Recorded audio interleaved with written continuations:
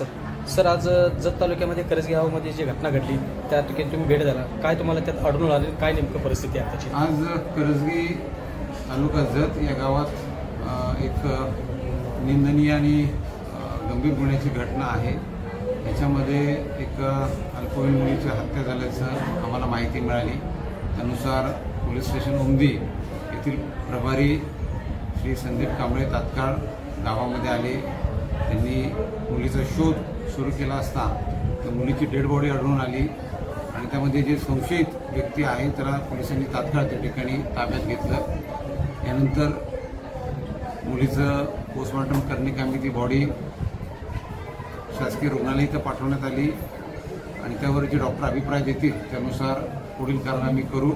या ठिकाणी या गंभीर गुन्ह्याची घटना घडली त्यानुसार खून झाल्याचं जर दिसून येते त्यानुसार आम्ही घरच्यांची तक्रार घेऊन गुन्हे दाखल करत आहोत आणि यामध्ये आणखीन काही गोष्टी समोर येतील त्यानुसार आम्ही तपास करू। पुरावे प्राथमिकदृष्ट्या जे आम्हाला घटनास्थळावर मिळत आहेत आणि अधिकचे पुरावे आम्ही तपासात घेऊ आणि लवकरात लवकर या गुन्ह्याचा तपास संपून आम्ही ते दोषारोपपत्र माननीय कोर्टासमोर ठेवू। सर, आता सध्याला असं जनतेमध्ये चर्चा चालू आहे की पोरीवर बलात्कार झाला, हे झाला आहे, म्हणजे असं काय घटना घडल्यानंतर जे जनतामध्ये आक्रोश जे निर्माण व्हायला आहे त्यामुळे पोलीस यंत्रणा याकडे कसं बघणार? आता जो प्राथमिक गोष्टी आहेत की याच्यामध्ये घटनास्थळ आम्हाला बॉडी मिळाली त्यानुसार आम्ही खुनाची घटना आहे एवढंच आम्हाला दिसतंय। डॉक्टर यामध्ये काय त्यांचा अभिप्राय देतात, पोस्टमॉर्टम होईल आणि डॉक्टर जे अभिप्राय देतील त्यानुसार आम्हाला अधिकच्या गोष्टी कळतील आणि त्यानुसार आम्ही तपासाची दिशा ठरवू। जनतेला काय आव्हान करणार, म्हणजे गरजे गावातली जी जनता आहे त्यांना काय शासन पोलीस यंत्रणा? या ठिकाणी पोलिसांनी तात्काळ आपली कारवाई सुरू केलेली आहे।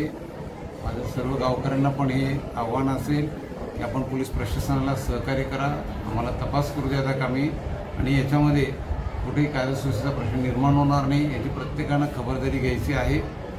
आम्ही आरोपीला त्या ठिकाणी जास्तीत जास्त कडक शिक्षा मिळेल या हिशोबानं तपास करू आणि आपलं कर्तव्य त्या ठिकाणी व्यवस्थित पार पाडू।